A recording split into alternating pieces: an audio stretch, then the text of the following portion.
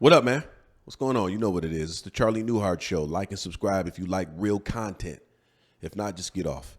If you're used to like plastic influencers and YouTubers and stuff like that, go to their channel. Get off of mine. I'm going to be 100 and real at all times. But if you hear, I love you because I love myself. I just want to take this time. I just want to take this time to just thank my new subs. Appreciate y'all. People, it just shows. It shows that people want real content. They tired of fake. Fake shit is dead. I'm not gonna go. I got new subs.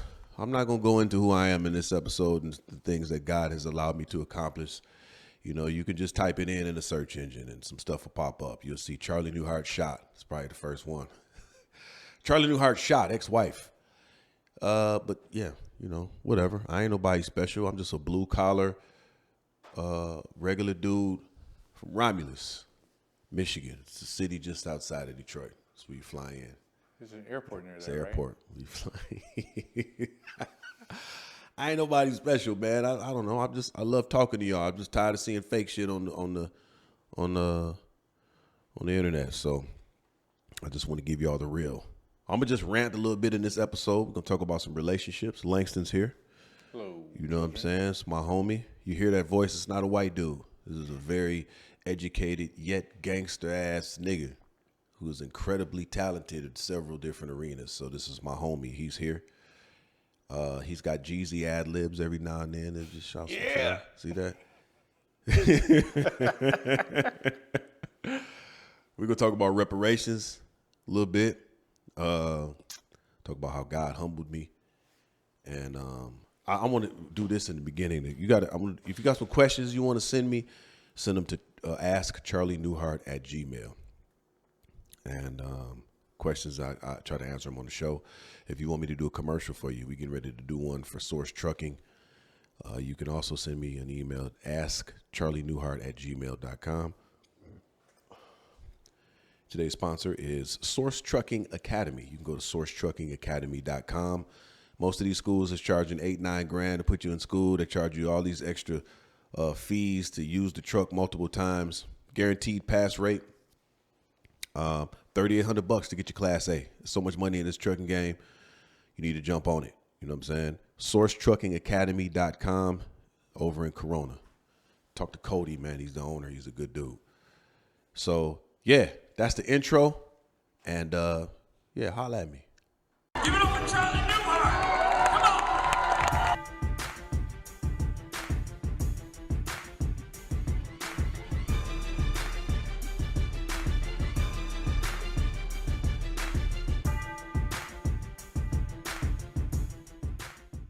I don't like what we got in the building fund last week. It wasn't enough.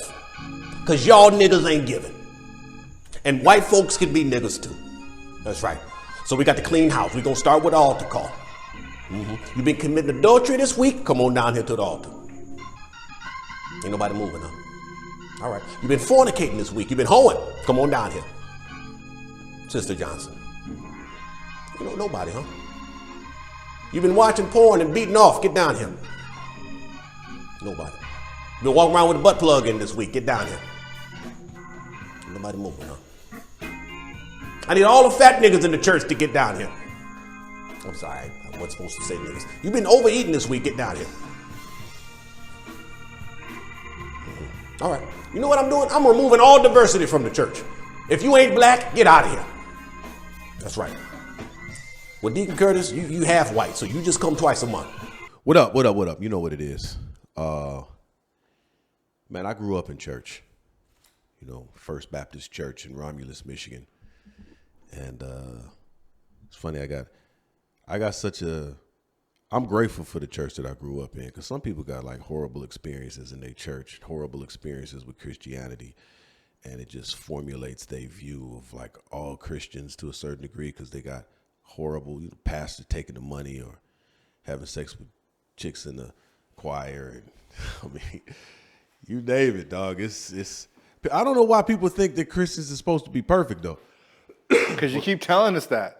Yeah, that's the problem. They keep saying it. We perfect. Like, no, that's why I keep presenting this narrative. I'm a work in progress. I got a whole community of brothers that I confess and have them pray for me, like, man, pray for me. I just slapped a nigga yesterday, man. Or, you know what I'm saying? Or, nigga, I was in Walmart and I ain't had no intent on going down the waffle aisle, but it was a chick in some yoga pants I had to go see. You know what I'm saying? Pray for me, because now we texting back and forth and talking about connecting. Christians ain't perfect, man. We got issues. We got stuff. I just wish Christians would stop presenting this narrative that all y'all bad because y'all sinning. But meanwhile, you know what I'm saying, at home, at the crib, you got all kind of activity going on. Just be 100 and confess. One of the differences, we know right from wrong. I got a group of people that I confess to. Hey, man, pray for me. I'm dealing with this. And they have prayed me through several situations. And eventually, you stay with God long enough, stuff just fall off. But just stop with this self-righteousness, you better than everybody narrative. It's got to stop, man. You know what I'm saying? And some of these churches is off. This is the way I look at churches, Langston. Like, how much effort we put into buying a car. You probably visit 6 or 7 dealerships. Look at a bunch of different cars. When you're buying a house, you look at a bunch of houses. I feel like you should do that same process when you're picking a church. You need to look at Google reviews. You need to go visit. You need to see how you feel. Same with relationships, man. We pick the first person that's interested in us. What does it look like if you did the same process you took in buying a house? You dated, you asked questions, you had a checklist. If they didn't meet it, you move on. But you got to move on before you have sex, because you get caught up in a soul tie. If the pussy's is good, it'll have you ignoring it. That bitch done killed 3 people before you.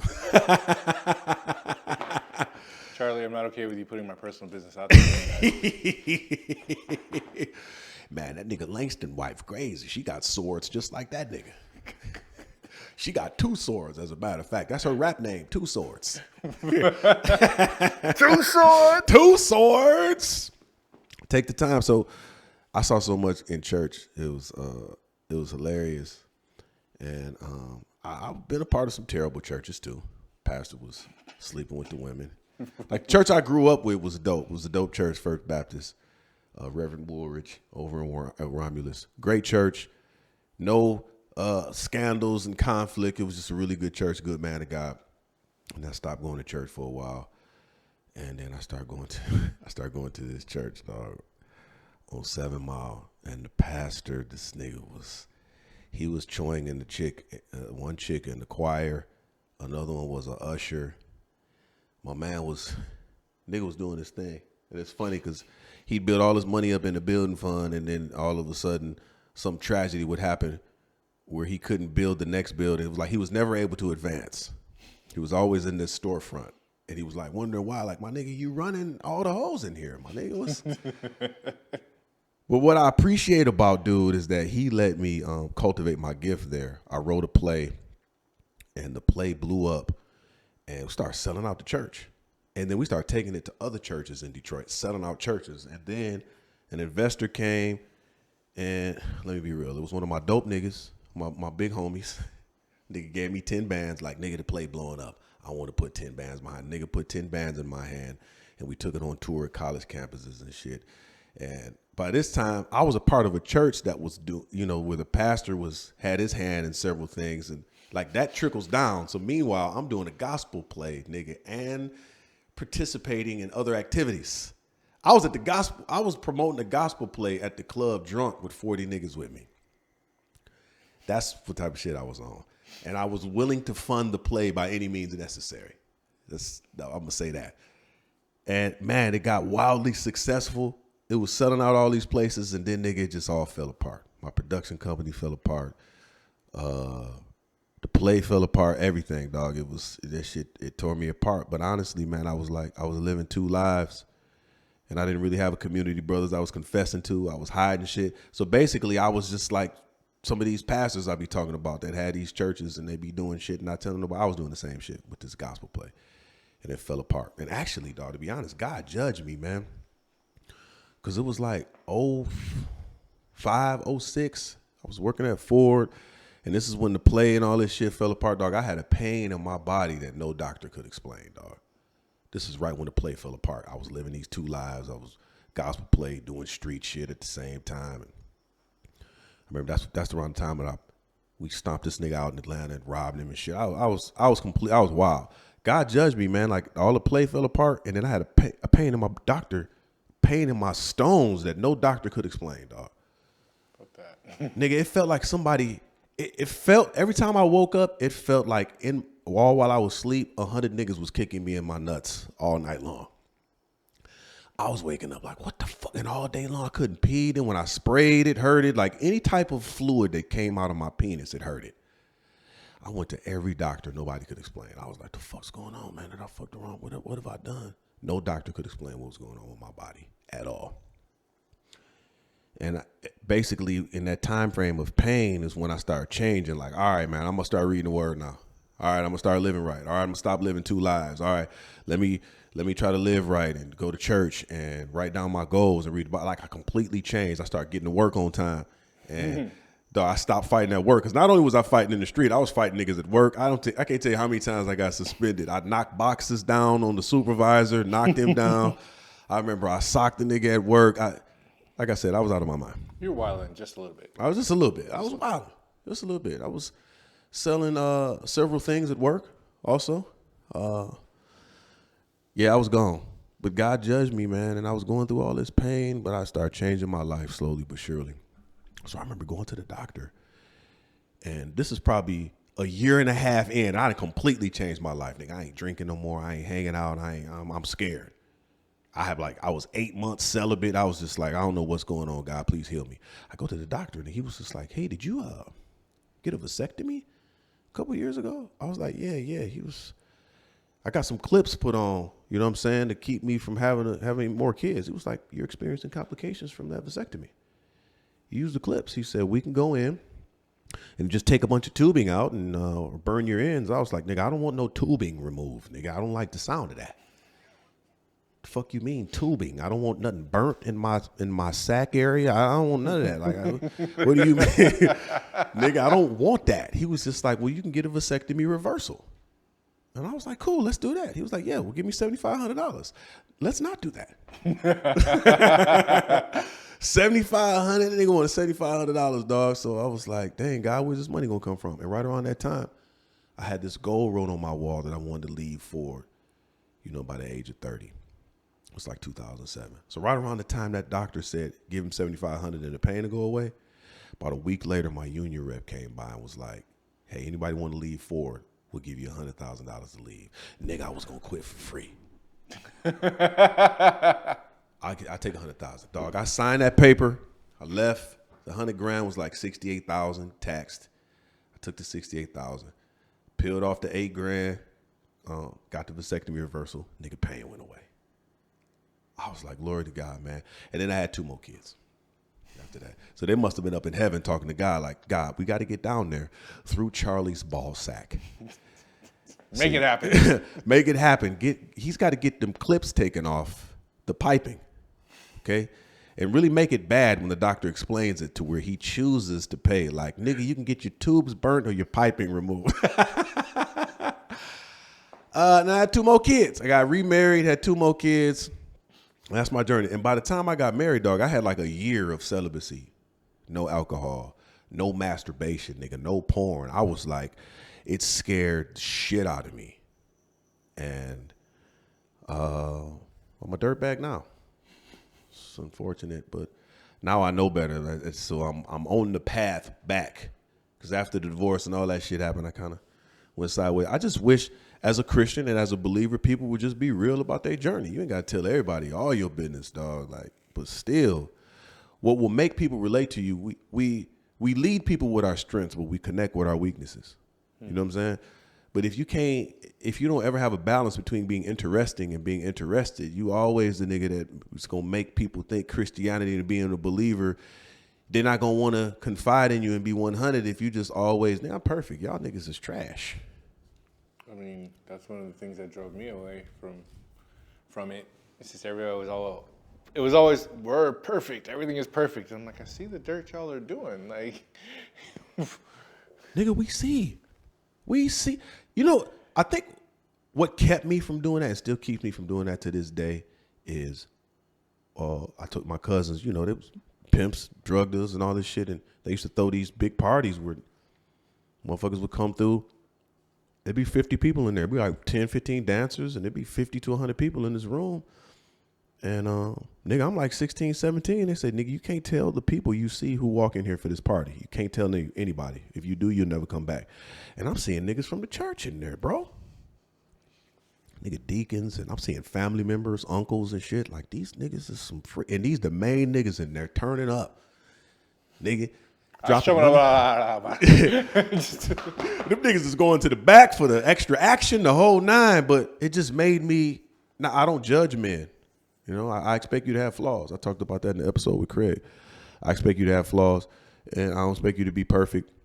I like what DeWine always says, there's no perfect messengers, there's perfect messages. So, you know, you may, I guess now as I grow older, I'm more of a proponent of, yeah, you may have issues, but I'd like to see you working on them. Are you doing the soul work to change? But if you comfortable, yeah, nigga, I'm a pastor and I got 48 bitches. It's like, all right, well,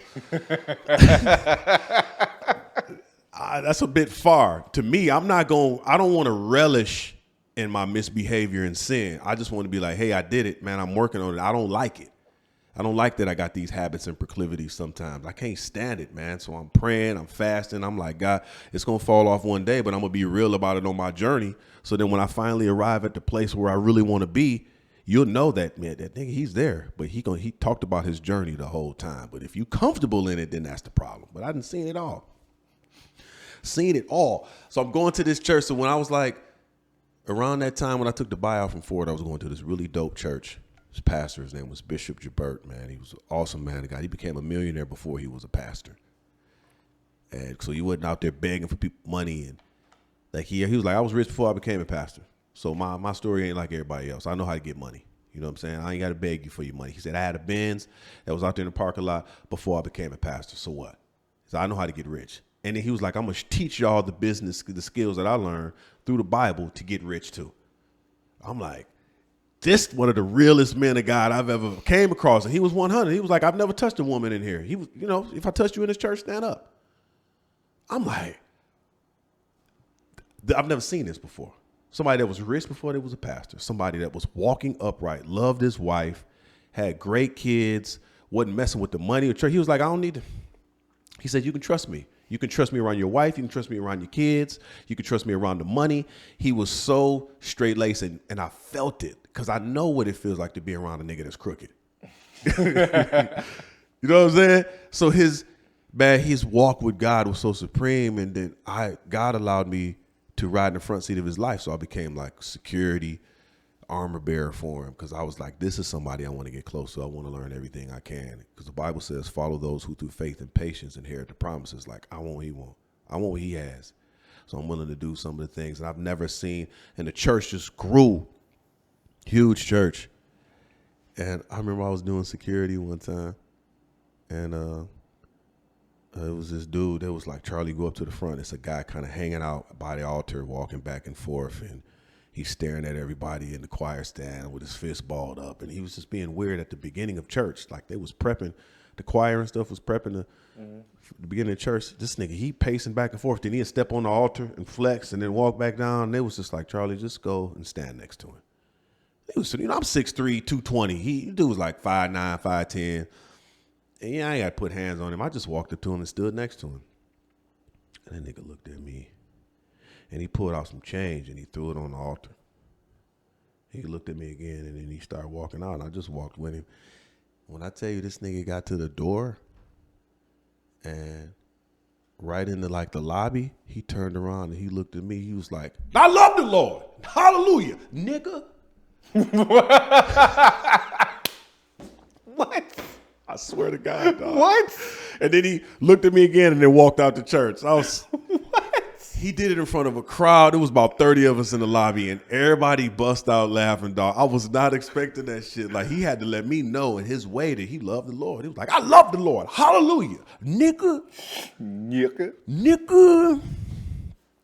Shit was hilarious, dog. Fucking hilarious, man. I love that church, though, man. It's kind of fucked up how it kind of fell apart because he ended up, that Bishop Ben, he ended up passing away. You know what I'm saying? He passed away like 2017. That shit broke my heart, man. He was like 50, 52, 53. Like, this was one of the like dopest men of God I ever been around. One of the dopest pastors. Like the church was off the chain. This was one of them ones where people be like, all churches is the same, all pastors ain't shit. This was one of those ones you like, well, go here and see him and go to this church. And for him to pass, it crushed me, man. And then I watched the church go through a split. Like people got greedy. They kicked his wife and kids out the church. And Fuck. dog, it got so bad. Like people was basically going after money and positions when he passed. And then the attendance went down, and then they ended up, it's so crazy, they ended up losing the building and went bankrupt. Shit just went crazy. But his wife, shout out to his wife, she opened up a church on the east side of Detroit called Detroit Worship Center. And it was actually like the second location of the church. He bought it. She was able had to fight for it in court to get it. And it's a good thing she did, because the other church, they would have lost it. So she fought for it. She got it still. And you know, I still consider her my pastor, man, Pastor Sharice. I still so into the church, Detroit Worship Center. You looking for a good church in Detroit on the east side, Detroit Worship Center on Mac. It's in the hood too. I love it. But yeah, man, I went through a lot with that situation. But I wanted to rant a little bit about relationships. Me and Langston have had some really dope ass conversations about relationships. I feel like, and this is how I feel for me, I can't effectively argue with a woman sometimes. That's why I walk away. Because, let me give you this example. A friend of mine was arguing with his girl in the backseat of my car on a double date. I got a girl with me, it's him and his homegirl, and they arguments start escalating. It's getting more and more heated, and I'm just like, can we just get to the restaurant to eat, man? These niggas, dog, they going up. And finally, at the height of it, that nigga was like, man, shut up, bitch.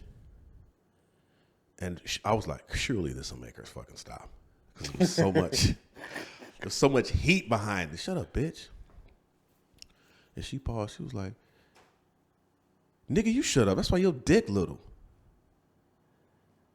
And I looked into the rearview mirror and I watched that nigga's soul leave his body. And I don't know if I've actually did this or not, but I think I hit the lock button. Like, I don't want this nigga to jump out the motherfucking car while we riding. Cause that's He just has to go kill himself. Is this nigga gonna kill himself? Cause I'm like, let me hit the lock. That's why your dick little, nigga. And I was like, see, this is why you don't argue with women, especially in public. I don't mind having a debate with a woman, but if we're not getting to a solution, I'm gonna walk away. And I think I have that with anybody. If we're gonna do a shouting match back and forth, dog, I'll walk away. Let's get a solution. Why the fuck I'm gonna lose energy arguing with you on some shit? We don't see each other's point. I'll come back. That's why I don't really deal with contentious relationships. But she stole that nigga's soul. I watched it. Flawless victory. Flawless, like Tekken. Shut up, nigga. That's why your dick little. See, clearly the correct comeback is, but you still like your bitch. Right. But apparently he wasn't ready. He didn't I guess know the most astonishing thing is when I seen this nigga later on, like I wanted him to acknowledge.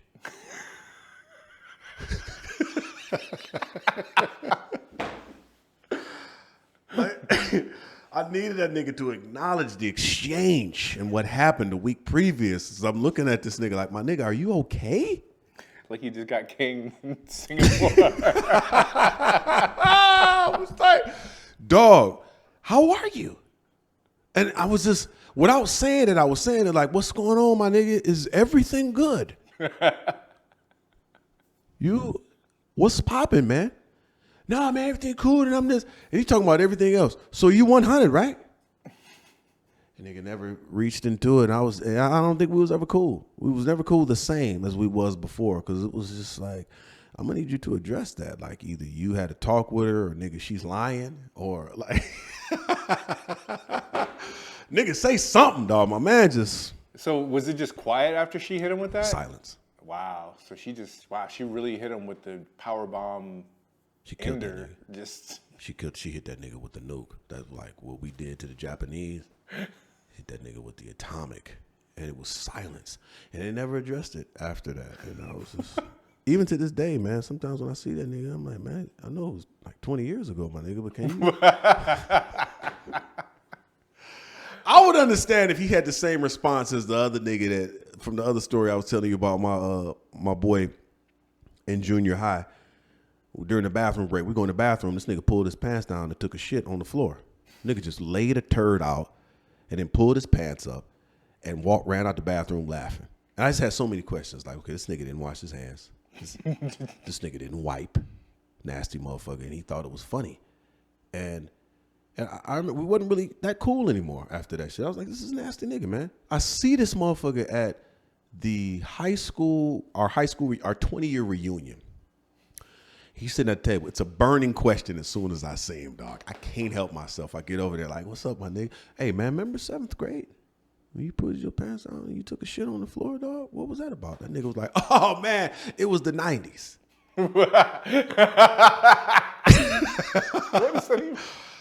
I was so puzzled, Langston. Like, what does that mean, nigga? That means you got away? Nigga, wasn't no cameras. It was the 90s. So if my man would have even said that when when he's explaining why old girl said, nigga, your dick is little, if that nigga would have laughed it off, oh man, that was the 90s, I probably would have understood. But you don't argue with no bitch like that, you know. And the fact that she went there was just an indication of some shit you probably already saw. Because I feel like a person to give you signs. I remember when we was coming out of a podcast studio about a year or so ago on break. And we took the break because it was a nigga outside hollering, no, please don't go. Please don't take my baby. Please, baby, please, you stay. I love you. And we had to take a break. We walk outside the studio, dog. It is a nigga on the ground, on the sidewalk, holding on to his girl's leg. And she's like pulling that nigga. He's begging her not to leave as he laid on the ground.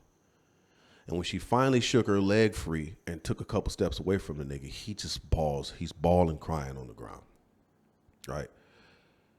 And I look at her, and this bitch is built like SpongeBob, dog. I'm like, this nigga is losing his mind over SpongeBob. And she dogging that nigga. Bitch ass nigga. I mean, she's so arrogant with this body type. I'm like, fuck is wrong with this nigga, man? Does he see what he's begging for? Please don't leave. He crying and shit. So we come out the studio. And even Craig was there. He was like, black man, come on, man, get up. Black man, come on, get in. We all like trying to support the nigga. And I'm looking at, and while everybody's supporting this nigga, I'm looking at SpongeBob. Like, I can't believe this bad built bitch is disrespecting this nigga, mistreating his ass, talking shit to him. I'm like, that goes back to the shit we was talking about the other episode. Like, my nigga, if you saw the bitches in Dominican, man, my cousin's pimping in the Dominican right now. I'll send you out there. And you will forget about SpongeBob, my dog. You on the ground. Why do we get caught? Why is our identity so tied tightly into relationships? And the fucked up thing is a woman has the opportunity to have a nigga's mind gone so much more than anybody else, especially if she playing games with your kids. I done had that, man. I'd had baby mamas keep my kids from me, kidnap them, do all kind of shit, man. And it's like, that's some whole shit. But Yeah. when a nigga is laying on the ground or about to kill himself or, I got to lock the door to keep your ass from jumping out the motherfucking car. Why do you think females have that type of power, dog? Is it more than pussy? Like, I don't understand. I just don't understand the level of interaction in a relationship when it gets to that. Because, see, I'm to the point now where I'm looking at the signs beforehand. Because we choose. I've been married twice. And I ain't gonna lie. I saw everything I needed to see prior to being married, but I still chose to go forward. Not saying I was perfect. I had some bullshit going on in me too. So we attract what we are. But when we choosing a life partner, I love what Dave Chappelle said. He said, the pandemic, man, you were forced to sit in the house and look at all your choices. And just sometimes our choices as men, we need to be transparent. That's why I don't really like when people blame the other person in a relationship. They this, they that, they this. You chose that motherfucker, man. You chose that bitch. She showed you she was crazy beforehand. She told you your dick was little in the car. You know what I'm saying? I guarantee if SpongeBob wanted to take old boy back, he would probably take her back. But she showed you she didn't have no respect for you. You laid on the ground.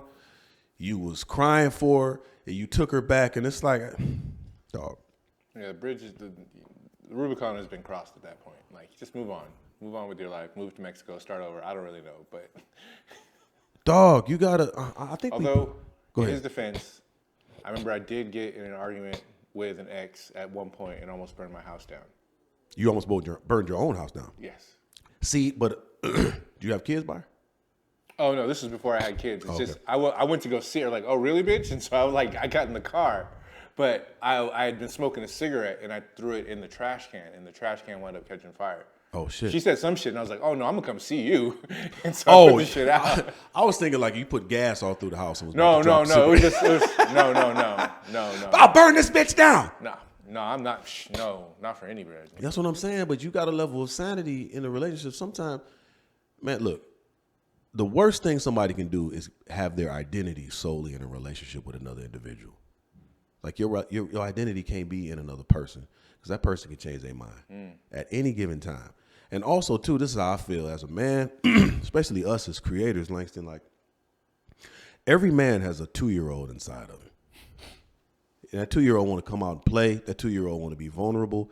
That 2-year-old wants to be loved, the whole nine. But if you in a relationship that does not allow that 2-year-old to play freely, you need to really question that situation. That 2-year-old wants to be vulnerable, wants to say, this is how I feel. This was my day. Or, damn, I want to play. I want to be silly. But if you were a woman who's constantly trying to emasculate you and don't want to let that 2-year-old out, that's not a safe situation. You got to really look at that. Because Give it up for Charlie Newhart. Come on. what's the first chapter in the Bible? King James? No, sir. It's Genesis. Okay, I've never read a Bible in my life. I could tell. So now I got to get you, Starsky. Okay. You look like if I whisper your name at the gun range, they'll change all the targets to Mexican people. Well, was Starsky racist back in? This beautiful young lady. Take a look at her, drink her in. She's got the girls out. What's her ethnicity? Ethnicity, like mixed, or It's mixed. You're right there. I would say, I don't know. I mean, some sort of Latina, and I don't know, maybe a little Armenian. Ooh, that's a good mix. Yeah, I like that one. Let him know. I'm Arab. I'm Chaldean. Arab? Sometimes I look at the wild to see how shit we supposed to do as human beings. So if you look at a female lion, when a male lion is in danger, the female lion can sense it, and she snuggles up against him and protects his neck. She puts her whole head and face around by his neck. And it looks like she's cuddling with the nigga, but ultimately, that's the weakest part of a lion in his neck. You attack him, you kill him, you attack his neck. If she senses danger, she protects his neck. And to me, that's a real woman. She sees danger. She see what's going on. She got to protect the head. She'll snuggle up with dude. Okay, I'm going to be loving. I'm going to be next to you, but I also want to help protect you. To me, that's the type of woman that's a lifetime kind of woman for me, who can sense danger when I may not see it, but she's protecting me. When I want to let that 2-year-old out and play, be silly, be vulnerable. You know how many times I got shitted on in a vulnerable moment where I want to just talk about how I feel or my feelings is hurt or this is how I see. And it's just like, well, one of the things you can never argue with somebody based on how they feel. I can't argue with your feelings. That's subjective. Your feelings. So if I love you and care about you, I'm going to listen to your feelings. And I may not, it's not my job to offer a solution. It's my job to listen. But if more women had the idea to protect the man's neck in the middle of a heated argument or in the middle of a dangerous situation, that takes a level of security on a woman's part, which probably goes back to fathers. There's not a lot of fathers that's sowing that into their daughters. That's why I love raising kids. I got 3 daughters, and I'm raising the kind of people to put into this world that I would want to be cool with, because there's too many assholes out here. And that's what drove me like, okay, I want to raise my kids to be dope ass people that I would want to be friends with if I didn't know them. And that's a father's job. So it kind of goes back to men too. If you're a punk ass father, you putting some hoe ass people in this world that don't nobody want to be cool with. It's the truth. It's the fucking truth. I'm telling you, dog. You fuck with my kids, I promise you, you're gonna be like, man, these are some real motherfuckers. They got game. They got, especially I got a hood set of kids and a Hollywood set. So all my adult kids, they hood as fuck, but you know, they doing the soul work. My daughter came out here. She 26 now, but when she first moved out here, nigga, she got a job within like 6 months. She got a job at designing the clothes for the contestants on American Idol. She was getting a super bag. Right. In like 6 months, but she listened to everything that I told her. Do this, do this, do this. And she also listened to God more importantly, but you know, she worked on the reel for like 3 months for free, just sewing her time as a clothing designer, built a relationship, got a job on American Idol for a whole season, designing contestants. Got a super bag. But I'm putting the kind of people and she knows how to navigate in the white world, entertainment, professional, around niggas, the whole nine. Because I'm putting people in this world that I would want to be cool with. Even down to my son who, you know what I'm saying, the nigga was thugging. He had to sit his ass down for a period of time. I can't rescue you out of this, dog. You got to sit your ass down. You need to learn. And by the time he come out, productive citizen. And if he ain't going to be a productive citizen, that's where the fuck he is. He where he's supposed to be. I gave you all the game you needed. But everybody got their process because I was doing wild shit till I was about 30. So he going to get it together. Nigga didn't do half the shit I did, Langston. It's just more cameras around now. You know what I'm saying? The nigga ended up getting caught. But I feel like only an emotionally strong, secure woman will protect and cultivate a man's vulnerability. What do you think about that? I think that's accurate. Got to be emotionally strong. But some women try to emasculate men. They try to control. And that's one thing I can't take, dog. I can't be in a relationship where it's control and manipulation, man. I was in a marriage where if I didn't do something my wife wanted me to do, she would just refuse sex. It's control and manipulation, man. Weeks, months. The fuck you expect me to do? Eventually, you know what I'm saying? And I took the coward route. What I should have did is, hey, look, this isn't working for me. We done. But I quit and I stayed. And I just started fucking bitches. And it was easy. It's damn near like when you got a wedding ring on, it's damn near like they flock to you. But shit, it took me about 5 years before I was like, man, I had enough of this. You refusing the box because I don't want to buy an Escalade? Okay. All right. But I think what I'm doing now, Langston, is I've been divorced, single for like 3 years. I've been dating a little bit here and there, but now I've read so many books. I read this book called Respect, Reliability, and Reciprocation, like the 3 R's. I need the 3 R's if I'm going to be a best friend with somebody or consider a person for the relationship. Do you respect me? Are you reliable? You know what I'm saying? Do you reciprocate what I'm giving to you? Now, if one of those R's is missing, then we just cool. We can't be super close. But if there's 3 R's, okay, now I'm going into a different set of 3s. Now, I'm going to choose to be close to you based on observation, revelation, and recommendation. Now I'm going to watch you for a period of time. You know what I'm saying? See if you got patterns in your behavior. And I'm going to, revelation, I'm going to talk to God about you. Is this somebody you want me to be cool with? Or is this a distraction? And recommendation, I'm going to talk to some motherfuckers around you. And if all these people are saying the same thing, like, I got to take heed to that. And that's before I let you close to me. And I had to learn that I attract people damn near everywhere I go, all the time. But I didn't have the wisdom to realize just because I attract somebody doesn't mean I need to let them close to me. So I was letting everybody I attracted, I let them close. And motherfuckers was tearing me apart, dog. Because they come with all these issues and all this shit and all these life stories. Because God healed me from cancer when I was really young, 15, 16. And what happened from that is now I have a healing anointing because God healed me. So I attract broken people. And see, the fact that I attract all these broken people, I never had a process of like, oh shit, how do I, what file cabinet do I put this person in? And now, oh, you going there.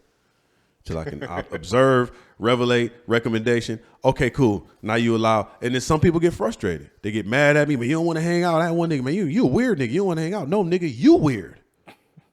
There's some shit about you that's fucking weird, my nigga. I don't want to hang out. I'm not a hang out all the time kind of nigga anyhow. I don't give a fuck what you talking about. Friday night, you call me and you in the, you know what I'm saying, you in the hills at a party with such and such. And there's all these bitches. I don't give a fuck, nigga. You know what I mean? Bitches out and fuck. You know what? When I started, you know what I've seen? You're not going to track me somewhere because of the hoes, but you a weird nigga. I just don't want to be there. I don't care what celebrities in the room. I can't be bought. I don't care what celebrities in the room. I wasn't one of them niggas that tried to get famous just for the hoes. Man, listen, I was doing my thing way before I even came out here to Cali. But if you a weird nigga, I don't know. So I'm just going to wait for that process. And a lot of times when I wait it out, observation, revelation, recommendation, I find out, oh, that's a real motherfucker. Now we can be cool. Sometimes I'm like, shit, even recently I found out this nigga was a fucking weirdo. Like, wow, I'm glad I waited, dog. Had all these people coming to me saying the same thing about this one person. And then I had a dream that was so off the chain. I had a dream that Netflix or somebody was trying to get in touch with me to offer me a show. And they called this nigga. And he shit on the whole process. Like, you don't need to buy nothing from me. In the dream, you need to buy nothing. You buy it from me. Like, I got a vision, and I was just like, oh, this is everything I need. I'm not cool with this nigga. I done observed you. I done seen some whole shit. Recommendation, I talked to some motherfuckers around you. They told me about your character, and I had a dream. I can't fuck with you no more. You know what I'm saying? And until you go work on yourself. Right. Go work on yourself. And I even presented this motherfucker with a real viable plan. I said, look, dog, if you, because I was 100. Look, you did these things. This is what somebody said. This is the dream. Like, I was 100. I can't fuck with you right now. Go work on yourself. If you go to therapy for 90 days and you show me that you went twice a month, you know what I'm saying? You do some other things, I give you $1,000. And then we can be cool. Go work on yourself. I didn't want to just cut the nigga off, but I was like, let me give you a process. Nigga, go work on yourself. Talk to me in 90 days, I give you $1,000. Nigga, I got to keep that $1,000. I mean, shit, Charlie, I'll go to therapy for $1,000. Twice a month, nigga, show me proof. And then do these other pieces too. Like, do this, and this, and blah, blah, blah. I give you a band. Nigga didn't do it. And I'm still praying for him. I got so much love for dude. Praying for you, dog. I can't fuck with you, though. You know what I'm saying? Not until, nigga, I got kids. And I got a sensitive temperament too, because like I'll fire on a nigga and then apologize later. You do some whole shit. So it's like I can't, it's just certain people in the energy I can't have around me because it'll bring some shit out of me that I thought was buried for years. Like, oh shit, man, this nigga Charlie walking up and down the sidewalk with swords.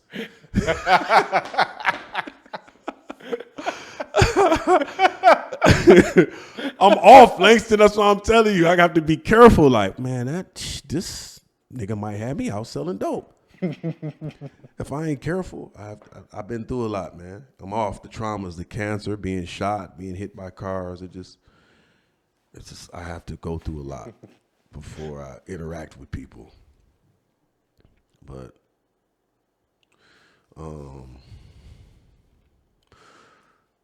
be careful being around people who illuminate your faults. You're in a relationship or you a friendship with somebody and they are constantly telling you what you should work, you this. And it's like sometimes they're projecting, because a secure person is not going to point out all your faults and flaws, not all of them. Maybe it's a balance, but you know, I don't really like presenting a person's faults unless they ask me about it or they want to do business with me. But I ain't gonna present for your faults or issues without the solution. This is what I've seen and I've noticed, man. That's a concern. Here's a solution, motherfucker. Go to therapy for 2 months and do these other 3 months and do these things. You know what I'm saying? Because that's the kind of love and relationship I would want for somebody. Nigga, don't just tell me everything I need to hear. I want to hear. Tell me some shit I need to hear. I notice these things, Charlie. You should work on it, because I look at correction comes from God, not people. And if I trust you as a credible individual, you're telling me some shit that I need. You know, I've had some people have me some real conversations with me, dog. Like, man, you got to cut that shit out, man. That's some bullshit you doing. Like when I was trying to hold on to a hairline that was on the top of my head, dog. Nigga, I was going bald, Langston, and I was lining my shit up on the top of my head. I was saluting niggas back here.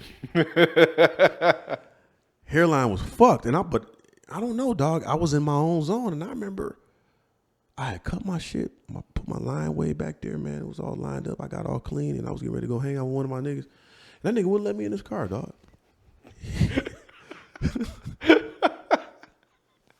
I'm sorry, that shit's hilarious. It's real. Cause it's so real. Man, rest in peace, Mark Grayhouse, man. Mark Grayhouse was the barber in Detroit. He was my big homie. man, like, you know, he had some other shit going on too, but man, I had love for that nigga though. You know what I'm saying? I was able to overlook all that shit. But rest in peace, Mark Greathouse. But he was the nigga that just gave me, and the nigga, you know, he was an imposing force. Nigga was like 6'8", damn near 300 pounds. He was a big nigga, and the nigga was a Debo, but he owned some barbershops in the city, had some other shit going on. But I'm going to get in that nigga car. He wouldn't let me. Hey man, you can't get in my truck, man. You go inside and cut that shit off your head. He said, your hairline is on the top of your head, nigga. He said, and the hoes don't like that shit.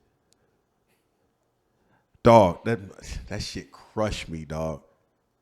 But it wasn't nobody else around. It was just me and him. Right. Take your ass in the house, nigga. Why you keep doing that, dog? Nigga, I went in the house, shaved my shit off, and I've been bald ever since. But the nigga told me what I needed to fucking hear. Cut that shit off, man. And I ain't get all mad and cut him off like, why you ain't cool with Mark no more? Man, that's a long story. Long story, man. Meanwhile, I'm still holding on to this hairline, and nigga, I got earrings to try to cover up the fact that I'm going bald. Like, well, let me go get 2 earrings now. Yeah, that nigga. I needed to hear that shit. But be careful being around people who illuminate your faults. Now, somebody is real enough to say, hey, man, this is what you should work on. This is some of the things I noticed. You know, I used to ask my ex-wife that all the time. We would sit down. I'd take a sheet of paper. I was like, all right, you know, once a quarter, tell me some things I need to work on. Let her get it out and write it down. Like, okay, this is going to be my thing to change. But the Bible says it is better to dwell in a corner of a housetop than in a house with a nagging, quarrelsome, fault-finding woman. Wow, it really says that? Yes. Wow. It's better to dwell in a corner of a housetop than in a house with a nagging, quarrelsome, fault-finding woman. Dog. Them 3 things alone, the Bible's basically telling you, don't choose this hoe.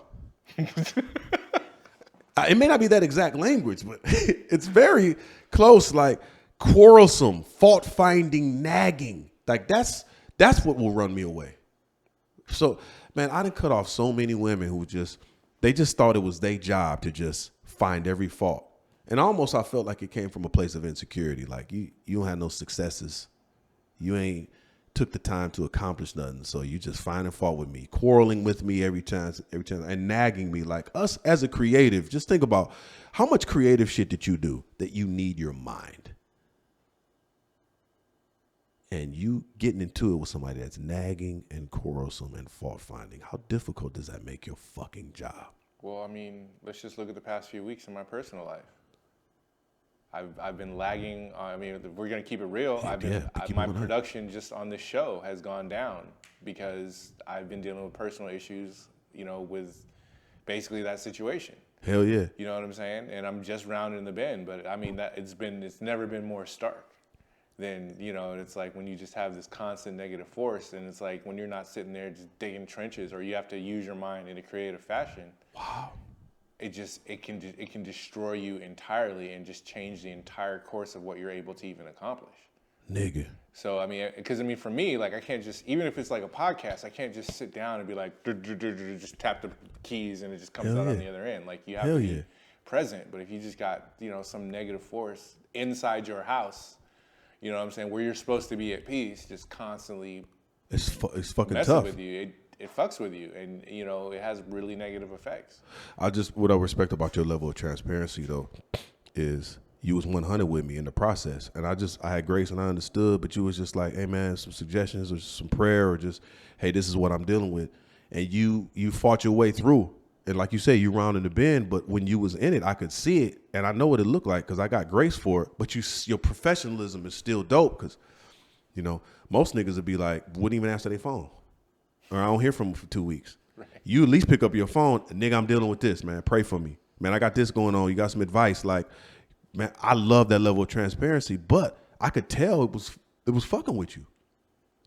And that's most, like you said, if you digging trenches all day, you going to the line at 4 and all you got to do is hit buttons, it's a tougher thing. But where you need, and there's nothing wrong with that. You know, that's just your job. But if you need your mind, shit, not even that. You can get off work. You still need your mind to function and operate with your kids, and you need your mind. And if you in a situation, this is how I feel. If there's one relationship fucking up all the other relationships around you, nigga, get rid of that one relationship. Or y'all got to have a process of active change because it's like this shit can't happen. And that's what was happening with me. I was fucking with this person and it was just like this one relationship was fucking up all the other ones. And it was draining. And it was I'm like, okay, I know what this looks like. I've been here before. There's no way I'm going to make this choice another fucking time. This one person is fucking up everything else. I got to get rid of this one person. And I got to make a tough love decision. And it's tough to make tough love decisions, especially if you're sticking your dick in that woman all the time and the pussy's good. It's like, fuck. This is hard to tear away from, but through fasting and prayer and asking God for help and talking to some people about having real conversations. Like Langston was having real conversations, man. Either, the situation turns around or you got to run away. But as men, we have to be more accountable of the choices that we make. Especially when it comes to relationships, man. Go out on some dates. Take some time. Observation, revelation, recommendation. Nigga, look for the 3 R's. Especially if you got kids. See, me, I've always been a single father raising kids. More of my adult life than I've been a single man by myself. I had my first daughter when I was 18. I had my second daughter when I was 20. And then I got custody of both of them at 21. And then their mama moved out of state. So I was raising these 2 girls by myself. My mom and dad was helping me. Then I got married. I married a woman and she showed me all the signs beforehand that she didn't really fuck with kids. I married her anyhow. She hated my daughters. She hated the fact that I had a relationship, that these little girls had a relationship with their father and she didn't. So subconsciously, she hated my daughters and mistreated them. And I always spoke up, and that was part of the reason I got shot. I was always speaking up and for my daughters and blah, blah, blah.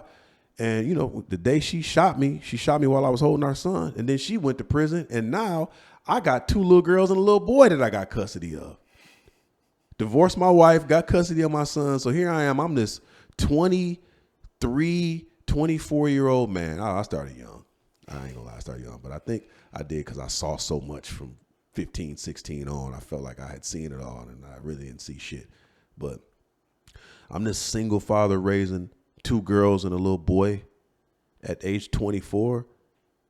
Honestly, at that point in my life, my whole focus should have been my kids, making sure that they was 100 and making sure they was solid. But I was still distracted. I was still kind of in the streets and doing my thing. And they saw me. They grew up with me. I was throwing parties at the house. I was doing all kind of shit. But if I had to do it all over again, I probably never would have got remarried, or at least until my soul was whole. And that's the point I'm on now. Like, I've been single and divorced for like 3 years. And everybody was like, dog, it's funny, man. When I talk to a woman, she's like, you attractive. Yeah, I know. Thank you. Appreciate that. Well, you blah, blah, blah. You this and that. And why are you single? I'm like, what's wrong with being single? I don't have to be in a relationship. I need to be whole. 2 broken people can't make a whole relationship. I don't trust that question. Ooh, tell me about that. Because it's just, growing up in LA, I'm very cynical because it's just like, no, you're just trying to find out how to get to the bag. Ooh. Like, I literally, like, unless you're like the CEO of something unless you're my boss, I don't trust you. Because whenever you ask questions like, why are you single? No, that means you want to know who the last bitch was, right, what her disposition is, and if there's any space for you. Damn.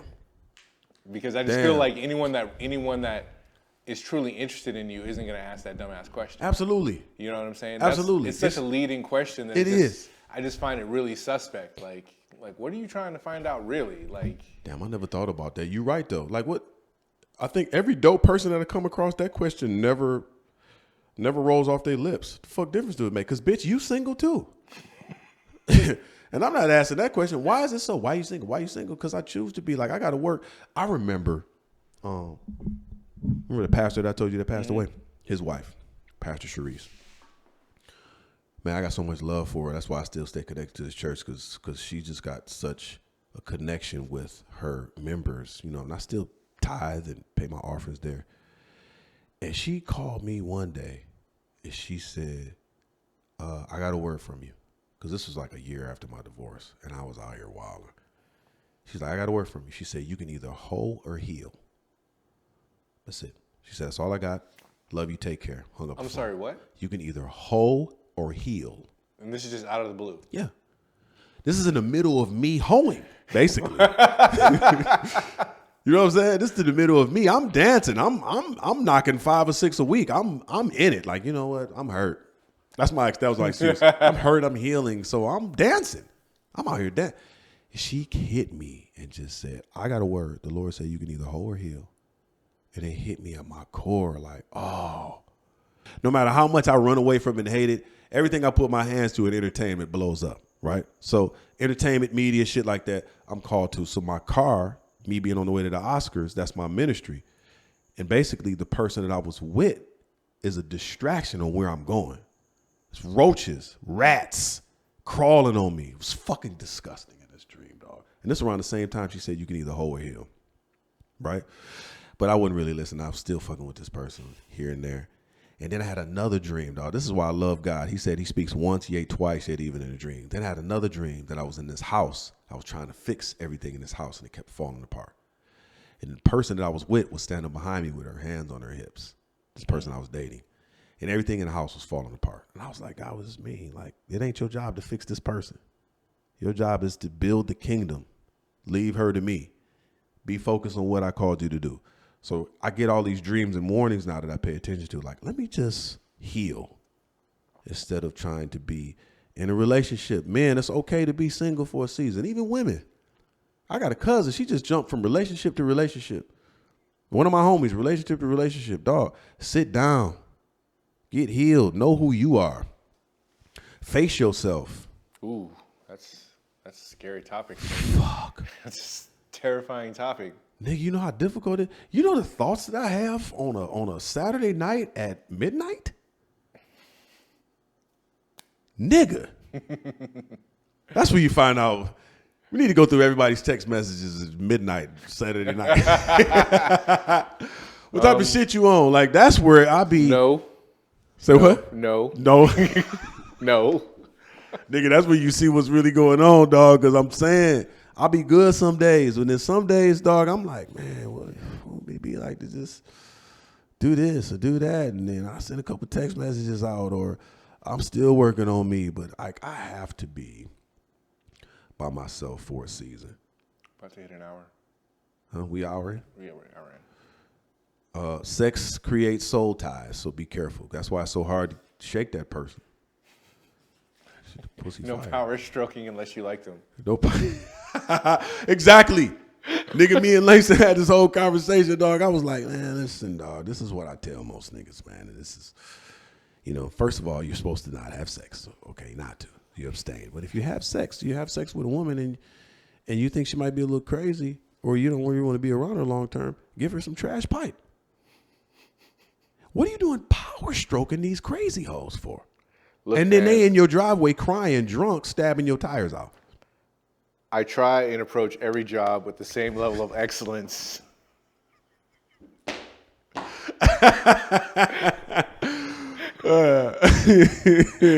nigga crazy, dog. That's why I fuck with All right, this. it's gold star warranty when you come fuck. No, I'm just kidding. Yeah, this nigga is prime. This nigga is delivering power performance to these hoes. I'm like, yeah, that's why this is crazy. Give them some trash pipe. Spray premature ejaculate. Spray early. Be a lame lay. I mean, Vomit when you see it. vomit when you anything. Or right before you smack, or right after, just take a nasty power shit and leave the door open. Like, this nigga's nasty, man. Or let her see some streak encrusted drawers next to your bed after you fuck. Something. You got to even it out. But if you romancing a woman and then you power stroke her, she come 2-3 times, and you hitting that button in the back of the pussy, you so deep, and it's like, nigga, that bitch is gonna be in your driveway. Where you think you going? It's 4 a.m, bitch. Oh, okay. I just dropped by to make sure you was okay. Like at 4 a.m, power stroke. Start giving that trash pipe, man. The bitch will be sneaking past United States Marines onto military installations to leave notes on your car. Okay, that sounds like experience. It's terrifying. See, stop power stroking these hoes. How does this bitch have credentials to get onto a secured military base? What is going on? That bitch, you done fucked her so good, she done went and acquired credentials necessary to be access your location at all times. Nigga, yeah, dog. Trash pipe, man. Our job before we go on break, is to need people less and love them more. Need them less. When we need people, that's where it's dangerous. That's where we allow fuck shit to happen. We allow ourselves to be mistreated. We allow our boundaries to be crossed when we feel like we need people. But if we position to need people less and love them more, then I can make tough love decisions. Hey, you crossed the boundary too many times. I can't fuck with you no more. Or you crossed the boundary, go work on yourself. Because I love you, but I don't need you. But we put ourselves in these situations where we need people, and it's like when they sense that, it gives them an open door to mistreat you. Mm-hmm. Talk about you in a kind of way, and like all that old weird shit. Like, I ain't never gonna need nobody ever. If you in my life, I promise you, you in a position where you're not gonna feel like you're so needed. You need to feel like you can be replaced. Anybody can be replaced. The Bible says that.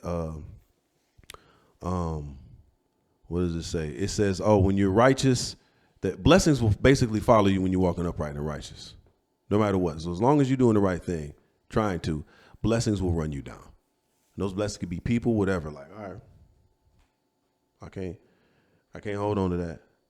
It didn't work out. You crossed the boundaries too many times. We didn't have respect, reliability, reciprocation too many times. All right, I'm done. I don't need you. I love you. Go work on yourself. Figure out what you did that lost me. You lost me. You know what I'm saying? Because it'll hurt. I'm going to make you feel it. Sometimes you make people feel your honor and respect for you with your absence. Oh, okay, I'm going to holler at you then. Go work on yourself. You know what I'm saying? We're going to take a quick break, get some sketches and some shit in. I'm going to take a piss. And then we're going to be back. Give it up for Charlie Newhart. Come on.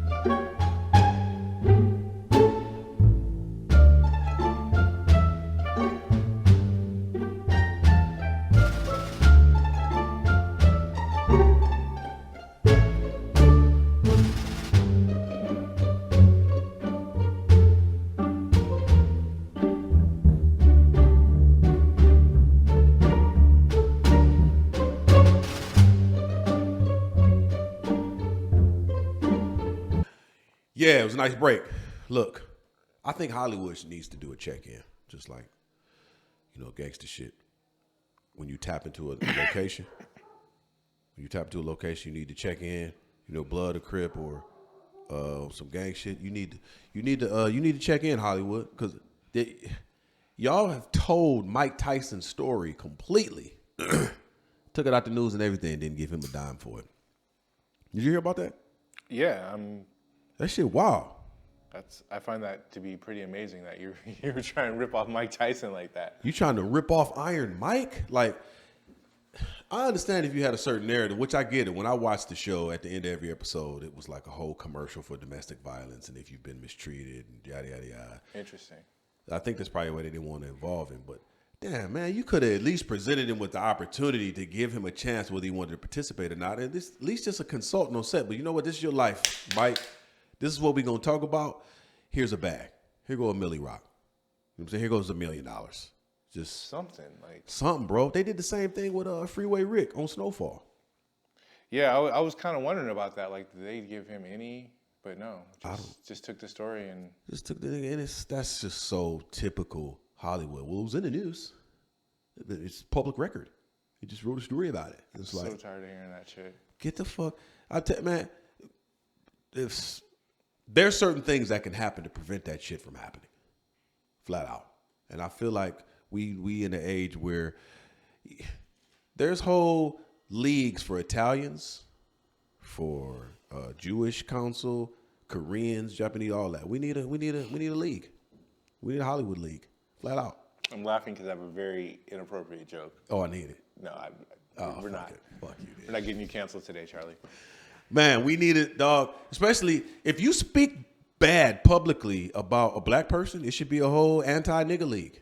You know what I'm saying? Certain shit you just can't say publicly about Christians. It should be an anti, like, if you say certain things publicly about Jews, if he made an anti-Semitic remark, and let's just cancel him from everything. Why we don't have that for all people? Why we don't have that for Christians? Why we don't have that for black people? Why is it when you just speak negatively against Jews? Because you know what? They unified. They got a whole league that in there, and they own all the media and all that shit. You say something foul, you get canceled. And it's like, why can you say something foul about a black person and nothing happen to you? How can you just take someone's story? Imagine if they did that to a Jewish person, just took his whole story, or a Japanese person just took their whole story. Like, they would holler at you about that shit. They took Mike's whole story, did a whole TV show. Not only that, Mike Tyson has a one-man show that was on Broadway. Mm-hmm. The way they did the TV show is they had a nigga that looked like Mike Tyson doing the one-man show in the TV show, and then they would flash to parts of his life from his one-man show. Like, they took his whole shit entirely. Wow, I didn't even know that. I had to watch it just to see, because I was like, man, I don't want to watch it because I fuck with Mike Tyson and I don't want to support what they doing, but I want to watch it for the sake of this argument. I couldn't believe it. It starts as a one-man show of this actor who's playing Mike Tyson. How is he not suing it? How is he not suing them? How are they that bold to do it? Because they know they can get away with it. I can't I had one thing stolen from me, dog, in a room. I don't even want to mention the room or the name, but I had one project stolen from me and watched it for me to understand. Oh, okay. Let me become bigger than my content. And yeah, what's up? You want me dressed nice or no? Just nice. We're gonna keep that in there. I filmed at the crib. It was my daughter. It was her birthday Friday, but we celebrate all weekend. She turned 11. So I took on a shopping spree Friday. We went to lunch. Yesterday we had cake and ice cream with her friends. And today, I'm not telling them where they're going, but they're going somewhere special today. So shout out to shooting at the crib. I got so many kids, I got to shoot my podcast at the crib. They just stole the nigga shit, man. Even Snowfall, they just took Freeway Rick Ross's. Didn't give him nothing. Joe Rogan actually gave him game because he was kind of struggling financially. He was like, you need a book and a shirt. You need a book and a shirt and sell it. And he helped push it, and that got Rick Ross the money. Freeway Rick Ross, the real Rick Ross. I was going to say, I mean, I guess Rick Ross has less of a standing because some other dude already came in and basically... Nigga stole his name. Can you imagine that? You get out of prison. Correctional officer came in and stole his fucking... A corrections officer steals your name. And then people steal your life and make a TV show out of it, and you don't have nothing to show for it, dog. But that's also too a part of that whole dope. Like, you get nothing. What does the Bible say that something about when you get ill-gotten gains that you basically don't get to reap the reward from it? When you participate in that lifestyle, I've never seen a successful 75-year-old drug dealer. You know, like the nigga retired and then he's just like, yeah, I'm just living a life now. Like, when you've participated in that, it's almost like you open up the door for people to take from you. It's kind of fucked up, but he deserves some type of consultation credit for that show. I mean, I don't know. I feel like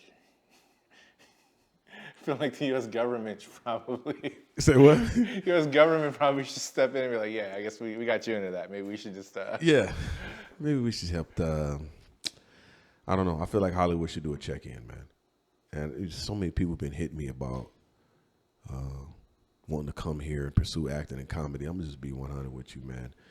Blow up where you at. You can blow up where you at, dog. Especially now with the advent of internet and all this other shit, dog. Pop on the internet before coming out here. Or come out here with 50,000 saved or something, nigga. It's a money shot, culture shock, the whole nine. If you can do, which is what I did. I did everything I could where I was. I was doing TV shows, comedy shows, and I sold some houses before I came out here. So I came out here with a level of increase. But, nigga, you can blow up where you at. You know what I'm saying? This is a sick place. I mean, I would question why anyone would want to move here. Like, if you say Hollywood, then I would really question, like... See, and you born and raised here, and why is that? Because you're going to fail. Nigga. Assume that you're going to fail. Like, you're literally one of the fucking unicorns. And you did a shit ton of work before you even came here. Facts. You know what I'm saying? So you showed up, and you're pretty much like, you're pretty much in the game already. You know what I'm saying? You're not starting from zero. But just having grown up in this industry and just watch all these people like move here thinking that they were gonna make it. Wow. When there was less competition, because now you're gonna move. What, you're gonna move to LA and still be competing against all these TikTokers that were smart enough not to move to LA? You know what I'm saying? So now you've got all this shit you got to figure out. No support network. Hopefully you find some other like-minded people, maybe, that you can kind of link up with. Because if you look, a lot of the most successful people have been groups that kind of like were able to play off of each other and support each other and, you know, cast their stuff from within one group. But Right. there's literally no reason to move here unless you have a deal. Like what are you doing? Facts. What are you doing? I love his counsel and his insight, man. I wish y'all heard. This nigga's born and raised out here. And not only born and raised out here, but he's been in the industry damn near his whole life.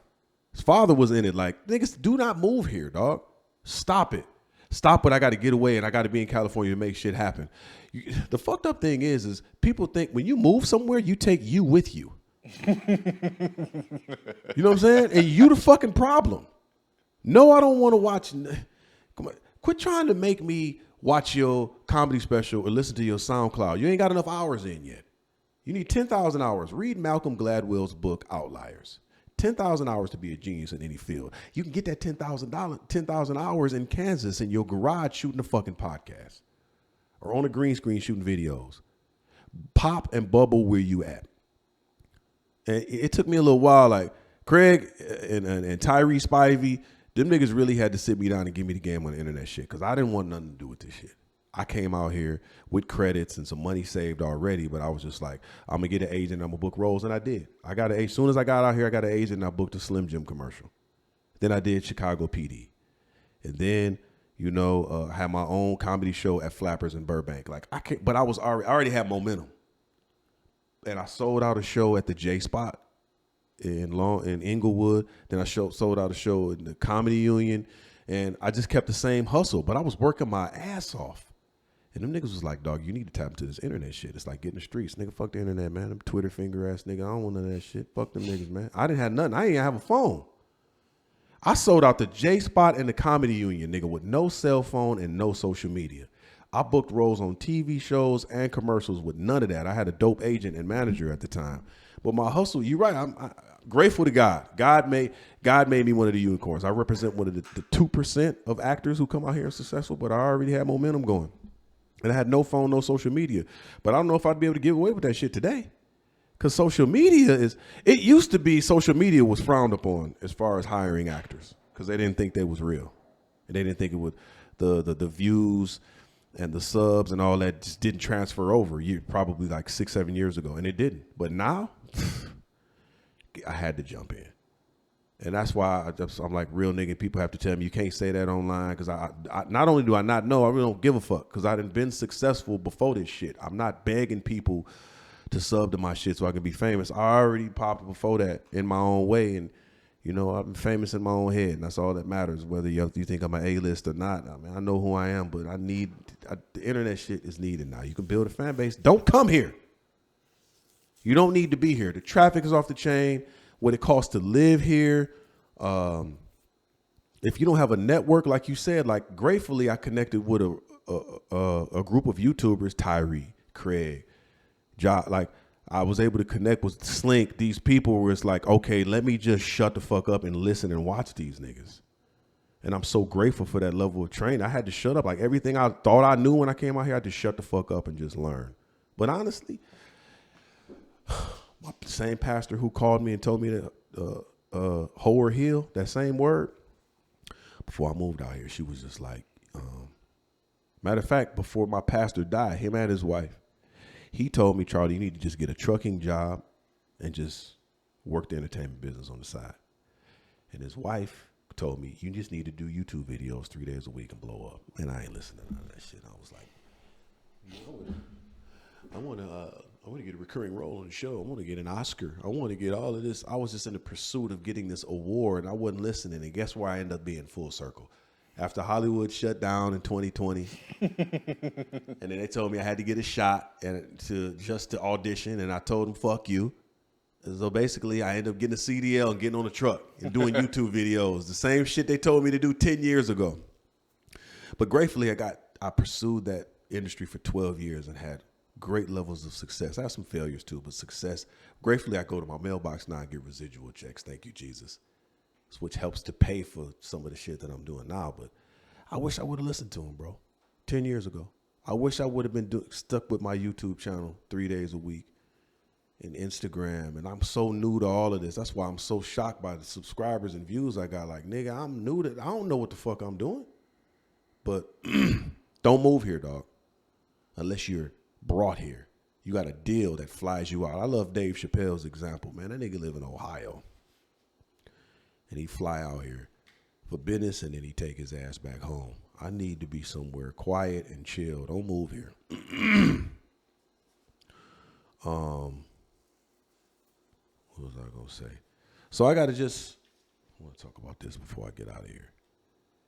Because in the previous episode, I said that arrogant people or entitled people who do not understand what it's like to be black, they should have to take a shot and then live in Flint for a year.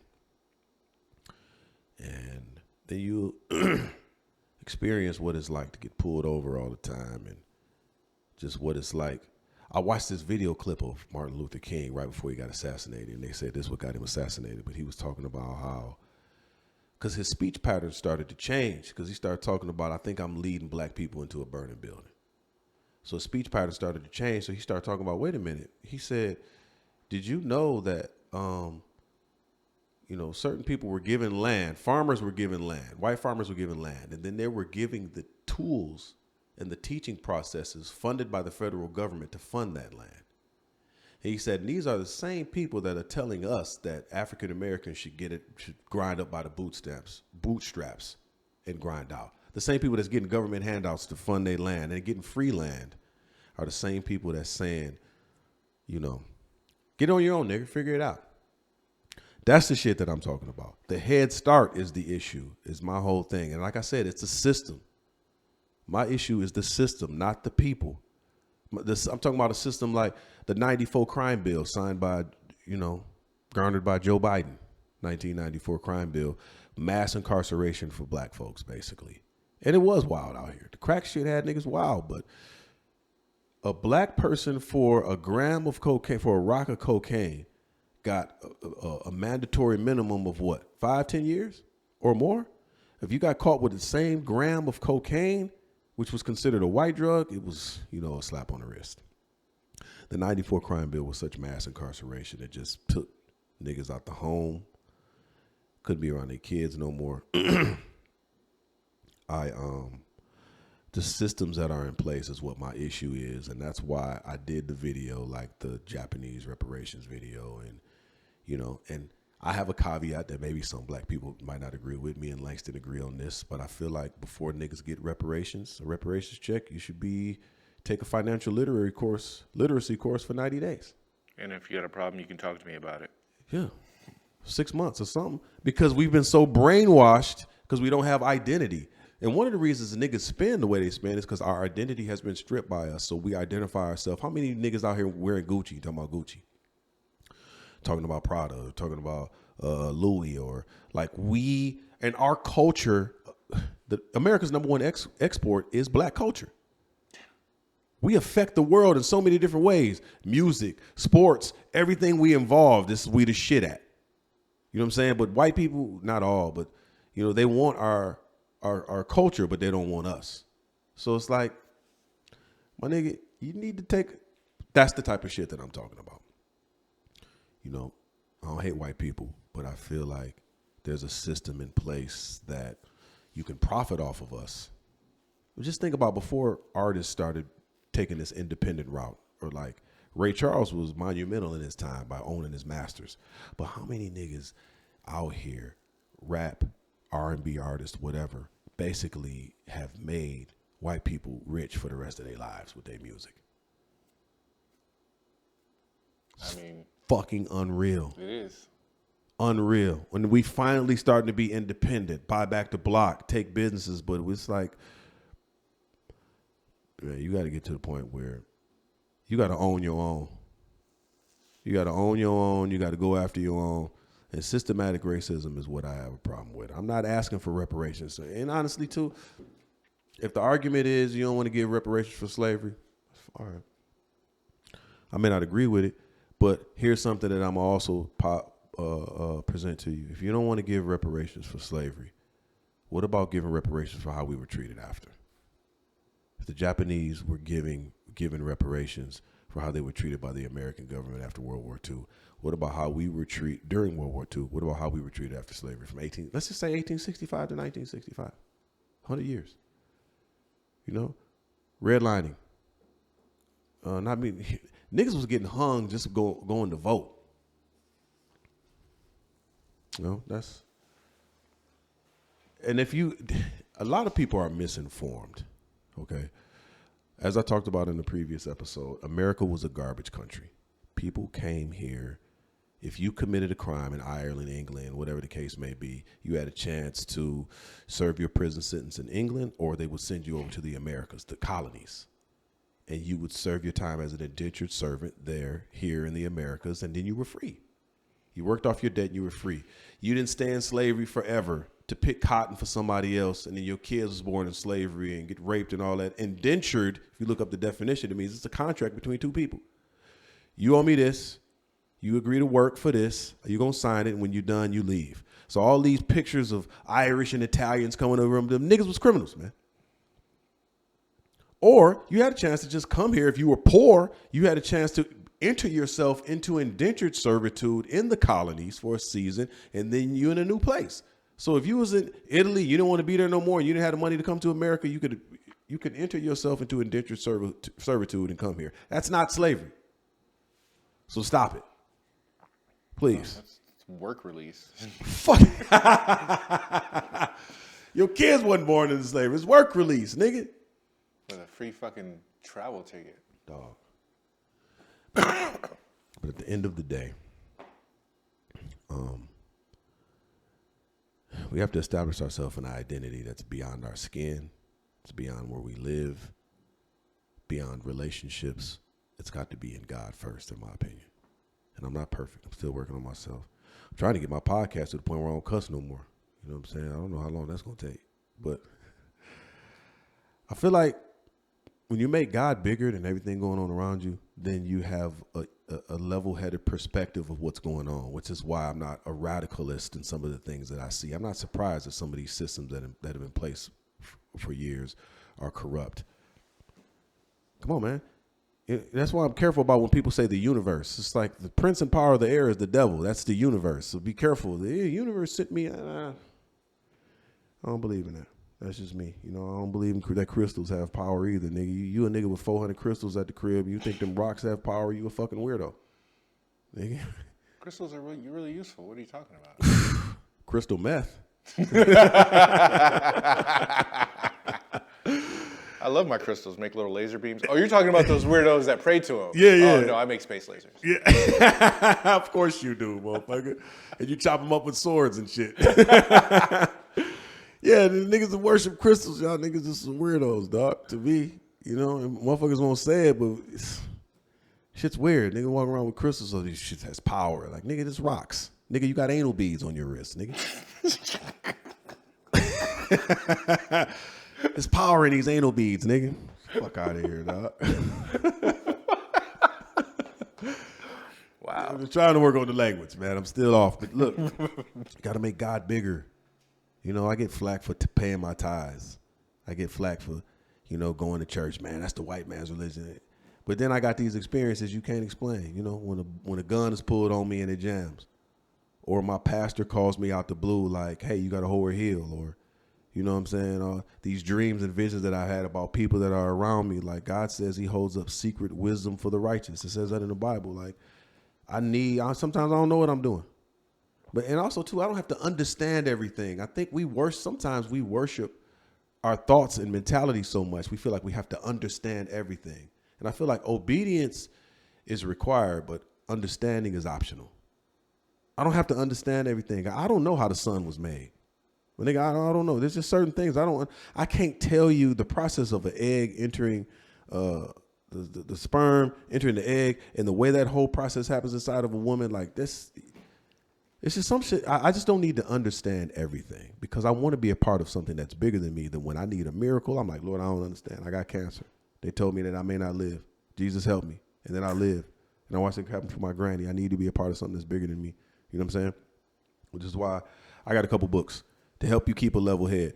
Because if you worship government, if you so into who you voted for, if you so into health and wellness, and that's cool, all of that is cool. But if you're a radicalist about it, like if you sitting at the table and you know you a vegan and you watch somebody eat a chicken across the room and you want to fight them, you a weirdo.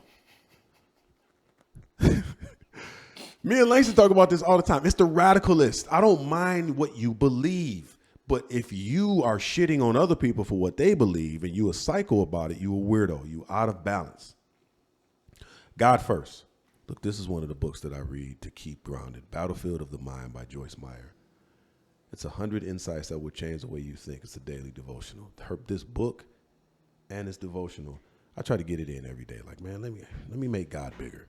Psalms 119, 165 says, great peace have they who love God's law. Nothing will offend them or make them stumble. I got to have something bigger than me that I look up to. Because if I'm always looking up at God, I'm meditating on his word, I'm looking up at him, then I can't see the weird shit Langston's doing. But if I'm always looking up, I don't see that this nigga walking around in his underwear with 2 swords. Shit. Fucking with you. But no pants reduces wind resistance. This book, When People Are Big and God is Small, by Edward T. Welch. Overcoming peer pressure, codependency, and the fear of man. I've read this book so many. Look how much mileage is on this book. I'm constantly reading this book. Like, I got to make God bigger. I want him to be bigger than everybody and everything around me. And that quote that I got, need people less and love them more, got it out of this book right here. It's true. Just need people less, love them more. All the shit that I've been talking about redlining and, you know, these books are written by white people, if you want to educate yourself. The Color of Law, a forgotten history of how our government segregated America, segregated America. Richard Rothstein. This is not a nigga.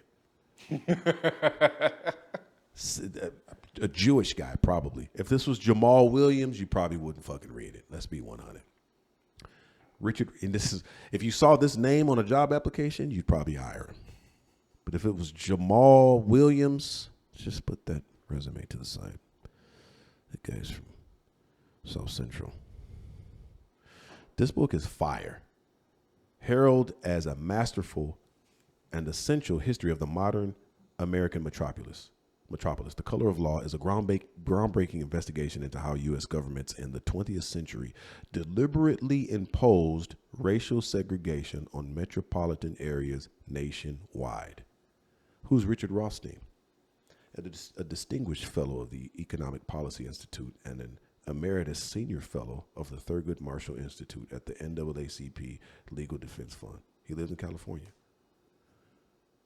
Read this motherfucker, man. Then you'll understand, like, oh, shit, they did that. Where they're like, why do you guys all live in the ghetto and you don't want anything and you just want to drink 40s and shoot guns? And bang your wife when she comes down.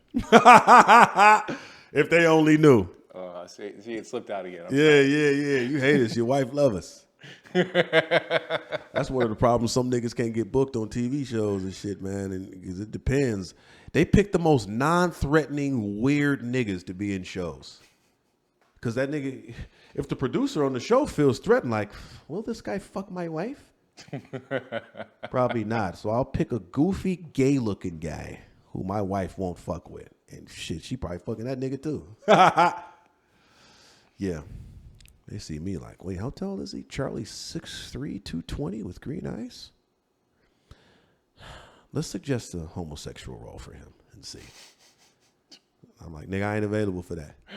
Unavailable. I'm unavailable. A shower scene, getting hit by 20 niggas, I ain't available for that shit. I am not available for whole shit, Langston. I don't care how much money they put on the table, dog. You know how many roles I said no to since I've been out here, dog? Unreal. Recurring, starring. No. Well, it pays such and such, Charlie. I just told you I'm not available, man. Not available. Sorry. Not available for that. I go get a bag. Dog. That's not. I need to do something that my kids can watch and be proud of, dog. There is no way I'm gonna be in a scene where I'm getting hit in a shower with 20 dudes.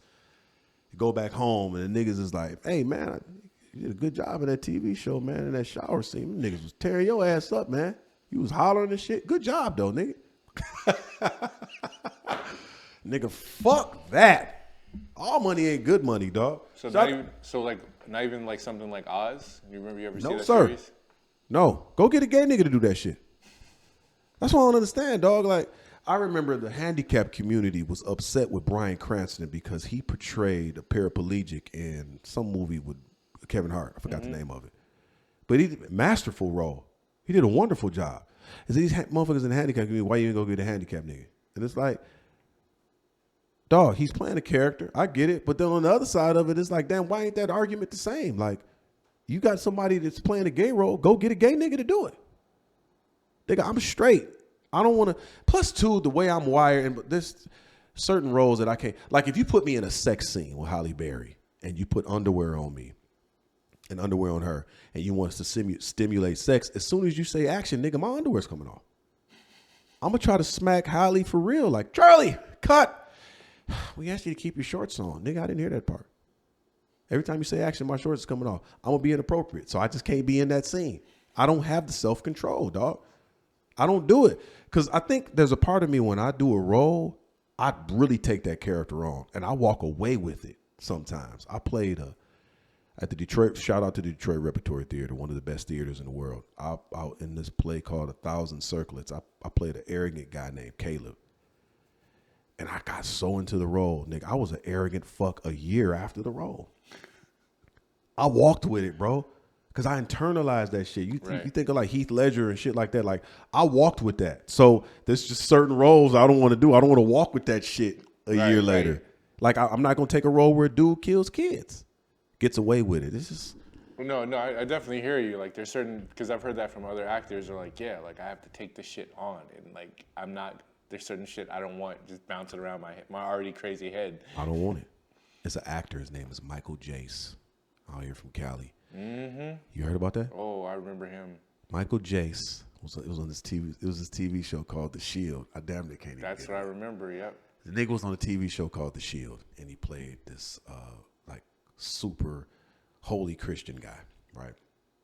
But he was always like in the show. He was like barking orders to people, and you should do this and you should do that. And they made him like self-righteous and all this other shit. And dog, at the end of the first episode, man, after they show him as this strong Christian dude, the end of the episode, he's going to a nigga house to get fucked.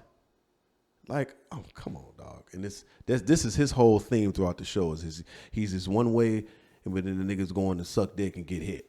Like, dog. So the nigga did that for some seasons, right? And then all of a sudden, out of nowhere, the nigga kills his wife and then calls the police and tells them to come pick him up. And the nigga is in prison right now. And it's sad. But I had so many questions. I had so many thoughts. Like, wait a minute. So this nigga's playing a gay character on TV. Is he actually transitioning over in real life? Like, not even a happy gay character, a tortured gay character. Tortured gay character. Because because it's literally making you have to live these two different lives. It's fucking crazy. So the nigga goes home and kills his wife. I'm like, wait a minute. Is this nigga method acting? This nigga like nigga killed his wife. Or I'm thinking like, what if she started talking shit to that nigga? Whole ass nigga, that's why you get fucked on TV.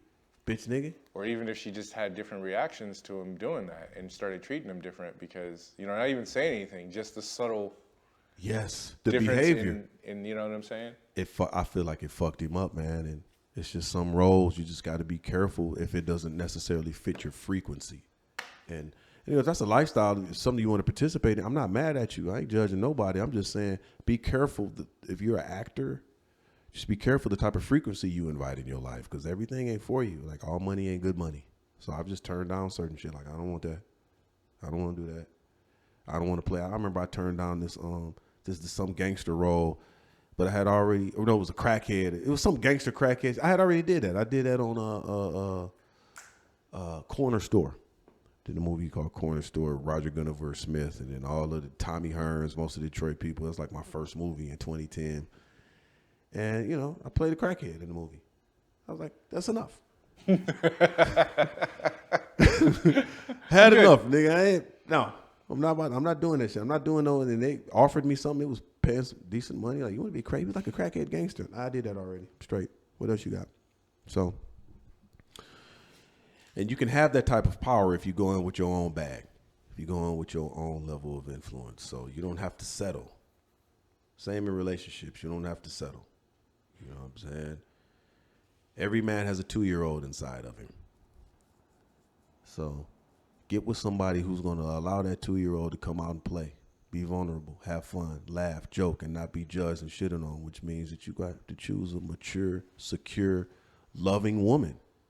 Remember that example of the lion, that when the lion is in danger, the female lion comes up and protects his neck. She snuggles with him, but she's like, look, I'm protecting my dude, man. Get you a woman that can protect you in those times, but also, too, offer her a platform of security as a man. Financial, emotional, physical.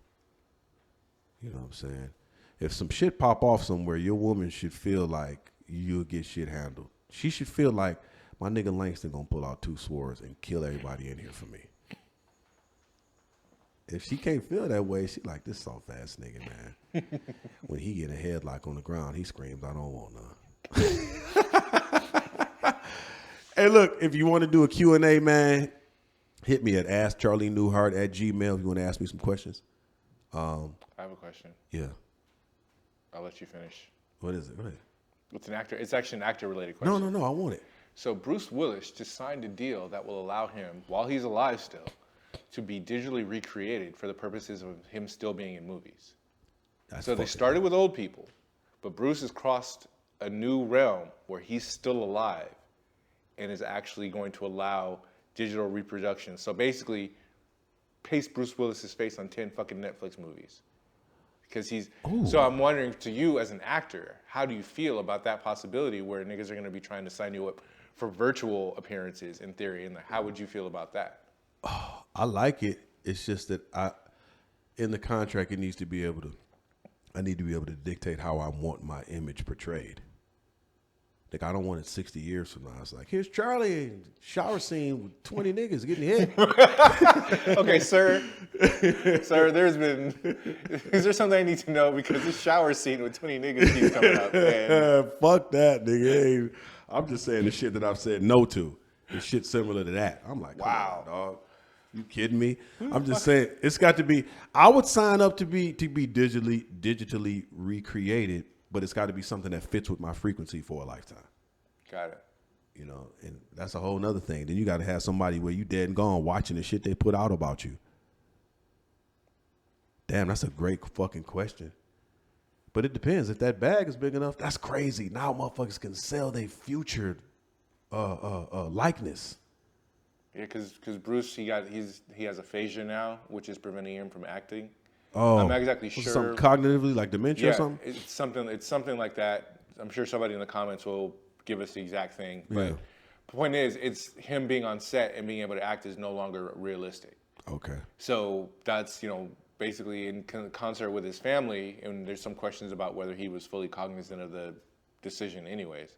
But, just the fact that now actors that are alive, so I'm just wondering, like, if there's going to be a rate for the actual Charlie, and then there's a smaller rate for virtual Charlie, and now Charlie's in 5 commercials and virtually, you know what I'm saying? Because they got someone with the frame. Yeah. We don't need a real Charlie. We use a virtual Charlie. So there's just so many. And so I'm just wondering, like, how actors will feel about that. Damn. Like, As long as you just don't freeway Rick Ross me. Just don't Mike Tyson me. Involve me in the process if you're gonna use my likeness. You know what I'm saying? And do shit that fits my frequency. But I think what I will allow is, if it's virtual, I'll allow the sex scene with Halle Berry. If it's virtual, I can't take it. You're really gracious. Wow, that's really progressive. Yeah, I'm progressive. Real life, I'm not keeping my shorts on. As soon as the director says action, I'm fully wood, and my pants are off and underwear, and I'm looking to perform. So that's why I can't do it. I don't have it. I can't do sex scenes at all, and I won't, because I just don't have the self-control. But the virtual Charlie is a performance king. Hey, check out You want to go to trucking school, get your CDL license at a really dope school that has trucks on site, that's got trainers that love and care about you, and that's cheaper than most of these spots is $8,000. You know what I'm saying? For $3,800, you can go to Source Trucking in Corona, 137 North George Street. SourceTruckingAcademy.com. Thought they have zero credit options where they don't check your credit, basically help finance you through school. It's a dope school, man. Cody over there, man. Check them out. SourceTruckingAcademy.com if you want to get your CDL license and get to the money. You're a creator, you need to be fighting with two hands, man. Get you a night job and get on the truck, get that money, and then pursue your passion during the day. There's no reason to be a starving artist. Cut that shit out. You know what I'm saying? Because that's why you out here accepting these weird-ass roles just for the bag, and they know it. Like, man, this nigga need money. So, you know what I'm saying? Let's make this nigga do this herpes commercial. Let's make this nigga do this anal warts commercial. You have anal warts when you go to shit and wipe it hot? Use this cream and you'll be okay. How is that? Is that nigga, you out here doing bullshit for the bag, nigga. Cut it out. Losing your whole identity for a check. Using your whole identity for some fame just to tell those motherfuckers you in the commercial. And we watch it like, man, this nigga did a whole anal warts commercial, nigga. It's fucked up, man. You known for that. If it hot, then use this. Reckless Sundays comedy show every first Sunday at the Laugh Factory in Long Beach. Come check that out. Check me out on IG. I am Charlie Newhart. On YouTube, Charlie Newhart. Thank you to everybody that's been subbing to my YouTube, man. It's been blowing up. I appreciate y'all. It means y'all niggas just like real content. You tired of fake shit. So holla at me on YouTube. If you want a commercial done, askcharlienewhart@gmail.com. Got a question? Askcharlienewhart@gmail.com for the Q&A. You want to hire me for a commercial? Man, shoot, I'll write it, come through with a production crew, shoot it, get it done. askcharlienewhart@gmail.com. My website, ilovecharlienewhart.com. You want to book me for, come through as a comedian, a motivational speaker. I've been through it all. That's one thing that it is, though. When I came out here, man, I was motivational speaking at schools in South Central. One of my homeboys is a teacher, and he got me the plug. And I was just like, nigga, I don't want to have to go through a bunch of red tape and all that. I don't mind doing the testing shit, but if you want me to sign up for a bunch of different shit, I was like, nah, nigga, I want you to just come through the schools. So you want me to come through, speak at your school? Same thing. askcharlienewhart@gmail.com. Yeah, man. Not available to bang your wife, though. That's not available for that. Not available. You asked me, Charlie, I'll give you $10,000 if you come by and nail my wife, Cindy. I'll be over in the chair just watching. No, man. I'm all straight on that. Stanley, what's my guarantee you gonna stay in that fucking chair? If you get up, I'm gonna whoop your ass. But I wouldn't even expose myself to that. I can't do it. I'm trying to get on the straight and narrow. Got to say no to that. But if you love me, holla at me. If you hate me, I still love you anyhow, man. Like and subscribe if you like real content. If not, just get off. I love y'all because I love myself.